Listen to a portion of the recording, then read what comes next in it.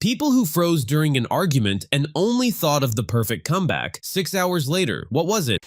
Okay, this happened sophomore year. I was in the cafeteria just minding my own business, eating a sad-looking turkey sandwich, when this guy I considered a friend at the time, let's call him Brad, starts loudly mocking me for the way I hold my tray. Yeah, a tray. Like I had never balanced one before in my life. He's flapping his arms like he's auditioning for Cirque du Soleil and goes, "Oh look, everyone, here comes Tray Man. Watch out, he might topple over any second." Everyone around laughs, and me, I freeze. Like my brain literally stops functioning. My mouth opens, once closes, and that's it. Nothing.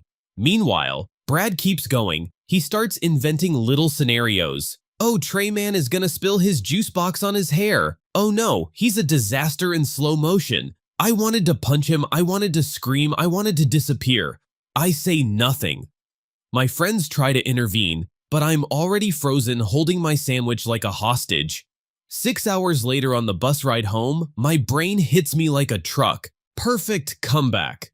If being a disaster in slow motion is wrong, I don't want to be right, Brad.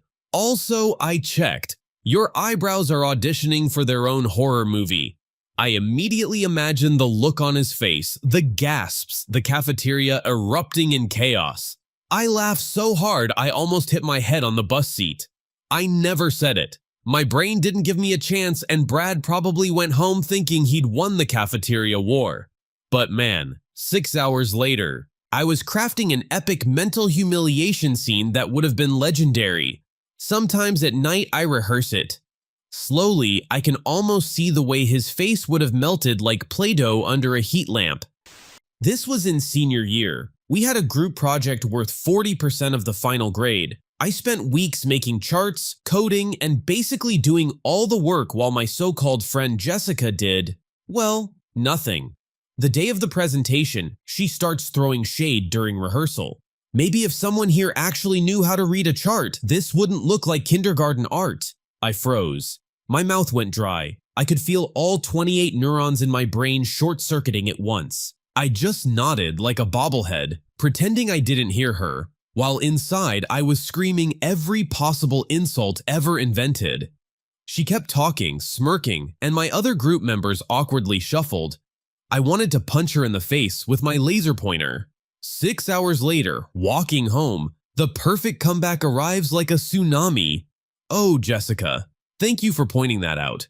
I hadn't realized the charts needed someone who actually cared about effort. Lucky for me. That wasn't your job anyway, but don't worry, your contribution of thin air was also inspirational. I laughed in the rain by myself. I imagined her turning red, sputtering, and losing her composure in front of the group like a deleted scene from a reality TV meltdown. I never said it. I didn't have the courage.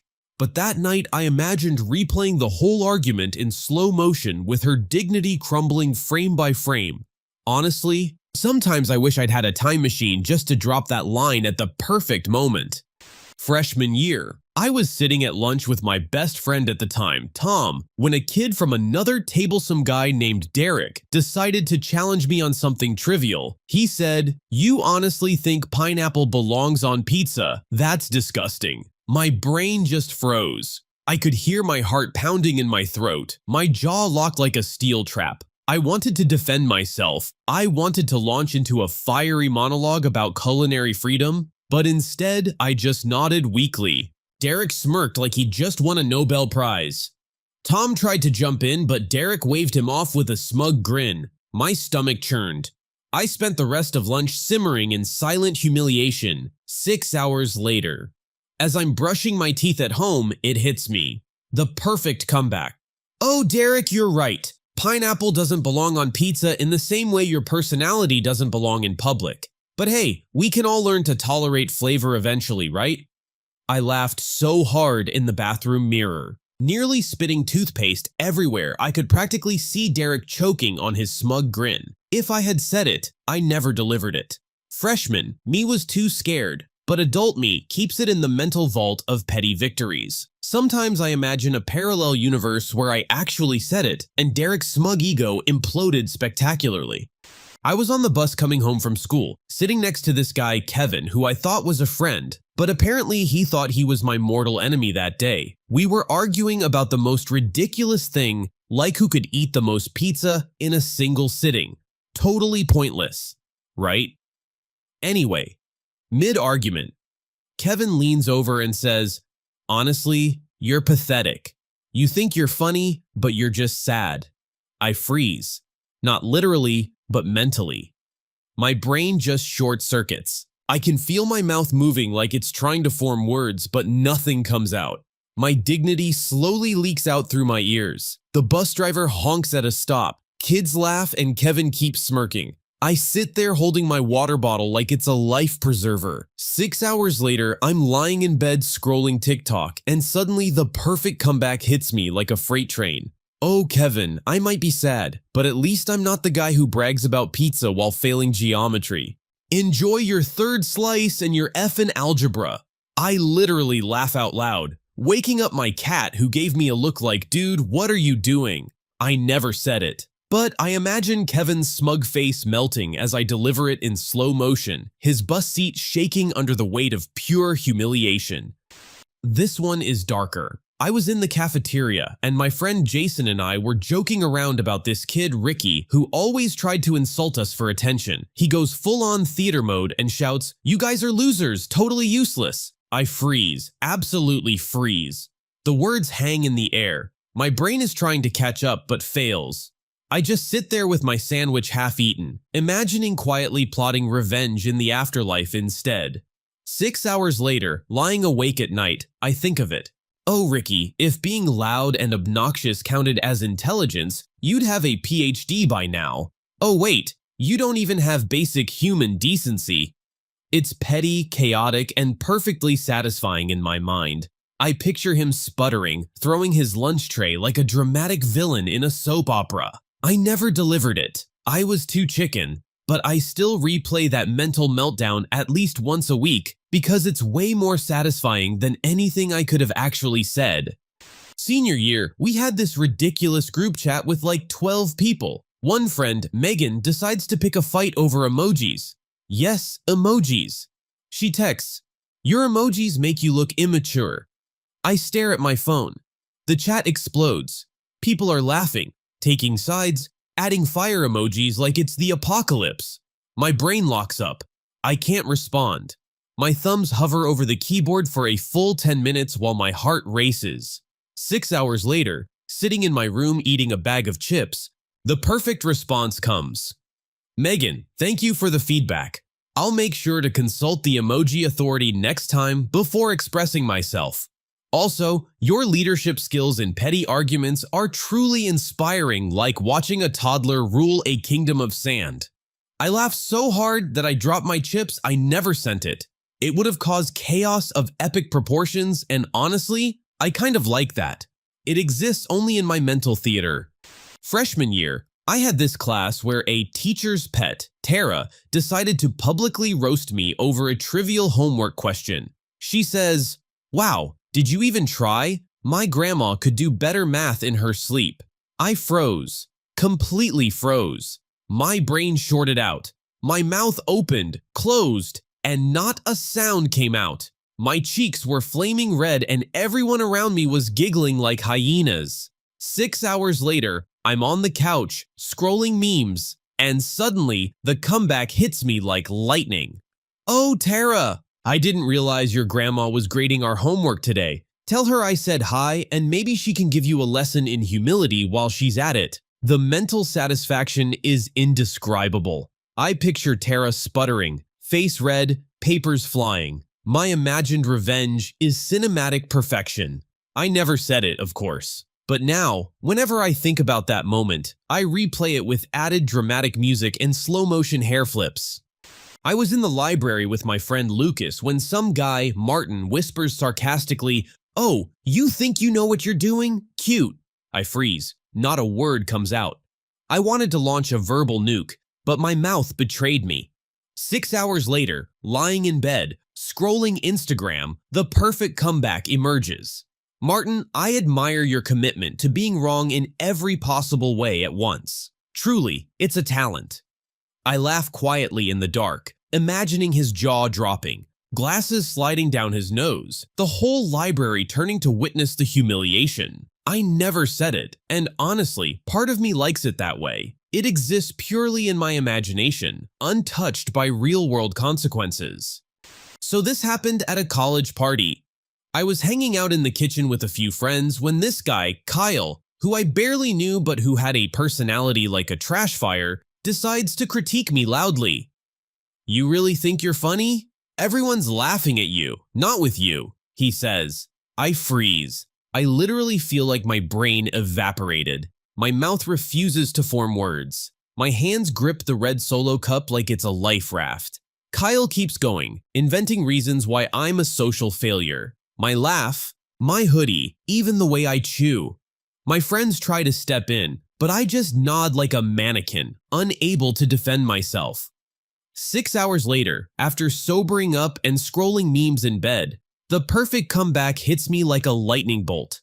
"Kyle, you should really write a book on how to destroy people socially without any talent." I'd buy it, but I'd probably laugh more at your face than your words. I imagine him choking on a sip of beer, his friends gasping in horror, and the entire party erupting in chaos. Pure cinematic joy. I never said it, but my brain has replayed that scene in slow motion about 100 times, adding dramatic music and heroic lighting every single time. I was waiting at the bus stop after school with my friend group when this guy, Brandon, decides it's the perfect time to verbally assault me over something trivial. He said I walked past him too fast, as if it was a personal insult. I freeze. My brain shuts off completely. My mouth opens once, then shuts again. I think, okay, just breathe. Don't die here. He keeps going, getting louder, waving his arms like he's conducting an orchestra of public humiliation. Everyone around stares. I want to say something clever, something that will annihilate him with pettiness and wit, but my lips betray me. 6 hours later, I'm lying in bed scrolling TikTok and the perfect mental comeback smacks me across the face. "Oh, Brandon, thank you for pointing out how fast I move through life. Unlike you, I actually go places without wasting everyone's time." I laugh so hard I almost fall off my bed. I can see him turning bright red, sputtering his friends trying to shush him. It's cinematic perfection in my head. I never said it. Not a word. But that mental image keeps me entertained for years, like a private revenge movie where I'm the star. Sophomore year. I'm sitting with my friends in the cafeteria when this girl, Vanessa, decides to attack me over the most ridiculous thing. She said my lunch tray was disgusting. I freeze. My brain literally stops. My hands twitch. My lunch is half-eaten, and I can feel every eye in the cafeteria on me. She keeps listing reasons why my sandwich choice makes me socially unacceptable. And I just sit there. 6 hours later at home eating leftover pizza, the perfect comeback hits me like a thunderbolt. "Vanessa, I didn't realize you were the supreme leader of taste. Thank you for your wise guidance. I will consult you on every choice I make, including breathing." I laughed so hard that I cried. I can picture her jaw dropping the cafeteria, exploding in laughter, and my friends applauding my verbal dominance. I never said it. Of course not. But the fantasy is so vivid I revisit it regularly. It's petty, dramatic, and chaotic, the mental victory of a lifetime. So this happened a couple of years ago at my friend's birthday party. I was sitting in this living room, packed with people I barely knew, trying to be chill, sipping on way too much soda because I wasn't a drinker yet, when my so-called friend, Mark, decides it's the perfect moment to start roasting me. Totally unprovoked. He leans back in his chair, smirks, and says, loud enough for half the room to hear, "Wow, you really dress like you've given up on life, huh?" I freeze. I literally can't move. My mouth opens, closes, nothing comes out. My brain is screaming at me, "Say something, say anything," but my tongue refuses to cooperate. Everyone laughs. Even people I don't know are giggling, pointing. My face turns into a tomato within seconds. Mark keeps going. "Seriously, those shoes? Did you borrow them from your grandpa? Or are you just trying to be ironic?" I want to respond. I want to snap back, to humiliate him in front of everyone, but the words are gone. My friend sitting next to me nudges me, whispers, "Dude, just ignore him." Yeah, ignoring him feels great when your humiliation is being broadcast like a public execution. I spend the rest of the party simmering, nursing my soda like it's a shield. I keep imagining all the possible comebacks, but every single one falls flat under the weight of panic and embarrassment. Hours later, I'm lying in bed scrolling through random TikToks, and out of nowhere, the perfect comeback hits me like a freight train straight to the face. "Oh, Mark," I whisper to my phone like it's a confessional. "Thanks for pointing out my fashion sense. I didn't realize I was taking tips from someone whose personality is single-handedly responsible for climate change in our friend group." I laugh so hard I wake my cat. I imagine the scene, his jaw dropping, the entire living room turning to stare, his smug grin melting like a cheap candle. I can even hear the gasps and the dramatic clapping of imaginary friends. The mental chaos is cinematic perfection. The best part? It's petty. It's dark. It's chaotic. It's exactly the kind of thing I would have never been brave enough to say in real life. But in my head, Mark's social standing crumbles like a poorly built house of cards. And the insane part? I keep replaying it almost every day. I imagine adding extra flourishes, like a dramatic pause before each word, slow-motion hair flips, and a full spotlight over my imaginary stage. It's ridiculous, absurd, and yet, it feels like ultimate revenge. I never delivered it. Not once. Real me was paralyzed with fear and embarrassment. But the version of me that exists in my imagination? Absolute legend. He deserves to feel small, and in my head, he does every single time. By the time I finally fall asleep, I'm grinning like an idiot. 6 hours later, maybe I didn't get to say it out loud, but my mind created the perfect destruction. And honestly, it's way better than any real-life clapback could have been. Some people might say obsessing over a mental comeback is petty, and yeah, maybe it is. But in the twisted theater of my brain, I'm a hero. Mark is a disaster, and I get to relive that victory forever. This happened in my junior year of high school during a group project for history class. We were assigned to present on the Cold War, and my group included 3 people I considered friends. At least at the time, we spent weeks dividing tasks. I ended up doing the bulk of the research, creating slides, and writing the script, while the others promised to handle the visuals and presentation flow. The day before the presentation, I discovered that 2 of them literally hadn't done anything. Not a single image, not a single note. I confronted them in the cafeteria, expecting maybe a sheepish apology or a promise to fix it. Instead, my friend Amy looks at me and says, dead serious, "Well, you're clearly better at this, so just handle it. Don't stress, it's fine." I froze. My mouth opened. I think I tried to yell, but nothing came out. My brain betrayed me completely. I wanted to scream, to demand fairness, to humiliate her for laziness, but I just sat there, silently seething while they laughed with the other group members like nothing was wrong. I remember the noise of the cafeteria fading into a distant hum as I mentally replayed every insult I wanted to throw at her. But I said nothing, absolutely nothing. I slumped in my chair, pretending to scroll my phone while inside I was crafting a whole mental monologue that would have been pure, unfiltered chaos. 6 hours later, lying in bed after a miserable day of finishing the entire project myself, the perfect comeback hit me like a meteor.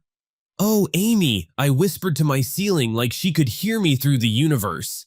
"Thank you for trusting me to carry the project. It's comforting to know that when history repeats itself, laziness is never forgotten. Also, don't worry, your part, which consisted of nothing, is beautifully documented in the section titled Ghost Effort, a Case Study in Invisibility."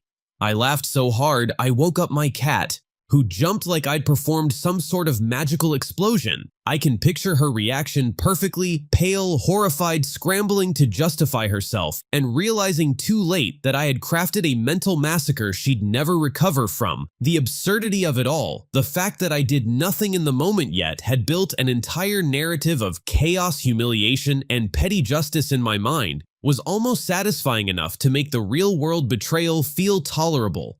Almost I never said it, not a word. But every time I think about Amy's smug face, I replay that line in my head like a cinematic scene complete with dramatic music, slow-motion hair flips, and exaggerated gasps from the imaginary audience.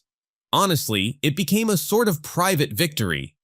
Every time I imagine it, her smug smile crumbles, her excuses evaporate, and I get to enjoy the sweet taste of mental revenge. Even now, years later, whenever I have to do group projects, I remember that day. I freeze less often now. But I also keep a mental vault of comebacks just in case that day taught me two things. 1. Sometimes silence is a shield. And 2. 6 hours later, my brain can be cruelly perfect. The betrayal hurt, yes, but the imaginary destruction of Amy, exquisite. So, this happened a couple of years ago at a tiny coffee shop near my college campus. I was waiting in line, minding my own business, scrolling through my phone, when this guy behind Melee's call him Derek starts muttering under his breath about people who don't know how to order properly. I didn't think much of it until he suddenly snaps loud enough for everyone in line to hear, "Excuse me, but how do you even know what you want if you take 20 minutes just to say your name and your order?" Pathetic! I froze. Literally, my brain just disconnected. My mouth refused to form any words, and I stood there holding my reusable cup like it was a life raft in a sea of judgment. I could feel my face burning. People in line were whispering and staring, and Derek kept going, smirking, like he'd just won some imaginary championship in verbal superiority. I wanted to say something smart, something that would destroy him publicly and elegantly. But no, I just nodded, muttered a half-hearted, "Okay," and shuffled forward like a defeated NPC in a bad video game. 6 hours later, lying in bed scrolling memes, the perfect comeback hits me. My mental gears start turning and I can practically hear the applause from my imaginary audience. "Oh, Derek, thank you so much for educating me about life through the lens of your immense superiority. I didn't realize someone who spends this much energy criticizing strangers in coffee shops had the qualifications to comment on the human condition. I hope one day you achieve your lifelong dream of becoming the world champion of being insufferable." I laughed so hard I spilled my soda across the bed. I can imagine him sputtering, face red, flailing his arms like a wind-up toy that just broke. The line is petty, dramatic, and chaotic perfect for mental revenge. I never said it. Not a word. Real-world me was frozen in place, utterly humiliated, while mental me created a theater of destruction so detailed it could have been its own Netflix special. I replayed it over and over, adjusting tone, volume, and timing to maximize his embarrassment in my mind. Later that night, I even started imagining the aftermath. Derek tries to tell his friends how he totally owned someone at the coffee shop, but they're all staring at him blankly because in my mental scenario, I crushed him so thoroughly that even witnesses in my imagination can't take him seriously. It's petty, it's ridiculous, and it's dramatic as hell. I know I'll never say it out loud. But the satisfaction lives on in my imagination, a permanent, chaotic mental victory. Sometimes I think about the irony. 6 hours later, my brain works at maximum efficiency, crafting perfect verbal annihilations, while my real-life self was a frozen, silent statue of embarrassment. And honestly, that mental theater is more fun than any real comeback could ever be. The coffee shop incident is now one of my favorite stories to revisit mentally, not because Derek deserves it, but because my brain delivered the perfect chaos I'll never unleash. It's like a private revenge movie where I get the starring role, and it's glorious. I swear my brain just rebooted like a 98 Dell desktop. So this happened sophomore year when I joined this debate club specifically to get better at arguing, right? Except the opposite happened. We were doing some stupid mock debate about school uniforms, and this dude, Brandon, who has the most punchable smirk in the Northern Hemisphere, decides to get personal. He goes, "Well, some people here only care about uniforms because it's the closest they'll get to looking put together." Everyone oohed, and my soul left my body like someone unplugged me. And what did I say? Well, that's not true, like a wet paper towel. That's what I fought back with. Everyone looked away out of pity. Even the teacher winced. 6 hours later. 6 hours. I'm in the shower. And suddenly my brain acts like it's just now downloading the comeback pack. I literally stopped shampooing because it hit me so hard I should have said, at least I'm not putting all my personality points into being a budget Gordon Ramsay without the talent or followers. He posts TikTok cooking videos. He burns rice. It would have destroyed him. I practiced the line in the mirror for like 20 minutes. I even rehearsed the eyebrow raise. Since that day, anytime I get in an argument, my brain becomes a dial-up modem again. Except now I have that comeback preloaded like a Pokemon move. Still haven't used it. Still waiting. Still suffering. Okay, so I worked at a crappy mall kiosk selling phone cases shaped like various fruits. I hated it. My manager hated me. The universe hated us. Anyway, one day, this Karen-esque lady comes up complaining that her watermelon case smells like plastic. No shit, Linda. It is plastic, but she starts yelling and complaining that employees these days have no pride and kids just don't have work ethic. I'm 27. She clearly thought I was a teenager, and I froze because my boss was standing right behind her pretending not to hear anything. All I said was, "Well, I can refund it if you want," which made me sound like an underpaid Victorian child apologizing for coughing near the Queen. 8 hours later, I'm driving home in the dark, and the comeback I should have delivered hit me so hard I almost missed my exit. I don't need pride, ma'am. I need $14, $25 an hour, but you clearly need a new personality because yours is expired, non-refundable, and smells worse than your phone case. I actually said, "Damn it," out loud in my car. I still think about the comeback like it's a lost love. I mourn it, I ache for it. I hope she stubs her toe every morning for making me miss my moment. So this was during a group project in 10th grade with my ex-friend Melissa, who had a talent for looking innocent while being the pettiest demon alive. When the teacher asked why our project wasn't done, Melissa blurts out, "Well, I did my part. I can't speak for everyone else." I froze so hard I swear you could have used me to refrigerate milk. Everyone stared at me. Even the goldfish in the classroom aquarium paused. All I said was, I did stuff too, which sounded like I was confessing under duress. But 6 hours later at 2 a.m., my brain decided to resurrect and go, "You should have said, yeah, you did your part, making sure everyone knows you did your part." Or even better, funny you'd take credit when the only thing you contributed was stress. I lay in bed wide awake planning the revenge comeback speech like I was preparing for a trial at The Hague. I would have gotten a standing ovation. Instead, I got night sweats and a lifelong haunting. I was buying chips at this sketchy gas station at midnight. The cashier was clearly having the worst day of his life because he snapped, "You gonna pay or just stare at them?" For no reason. Like, sir, relax. They're Doritos, not diamonds. My dumbass panic brain went, "Yes, I'm paying. I mean, I will. I am. Yes." The cashier rolled his eyes so hard they almost fell into the lottery ticket display. 6 hours later, literally, as I was waking up, the comeback hit me like a truck. You talk like that to all customers, or is today special for you, or even better? Bro, if customer service was a game, you'd be playing on easy mode and still losing. It still pisses me off. I rehearse gas station comebacks. Now I am ready. I have simulations prepared. Bring me a rude cashier. I'm trained for this. My sister brought home this dude who had the confidence of someone who peaked in 9th grade football. We were all at dinner and he says to me, "So you're the quiet one, huh? Didn't know that was a personality." I mentally blue screened. Just full Windows error tone in my soul.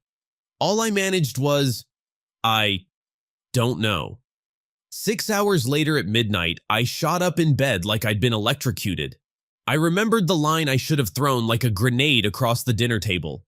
Better quiet than whatever that personality is. But no. I just sat there letting him act like he invented social interaction. I swear the universe purposely gives me comebacks on delay like my brain has bad Wi-Fi. My boss was giving this team meeting about initiative and points at me going, "We could all learn from Jordan's ability to, follow directions, strictly." AKA calling me unimaginative in a fancy way. Everyone laughed. I died. All I said was, "Thank you." 6 hours later, while angrily scrubbing my armpits, the comeback downloaded. "At least I follow directions instead of making them up last minute like you do. Or even better.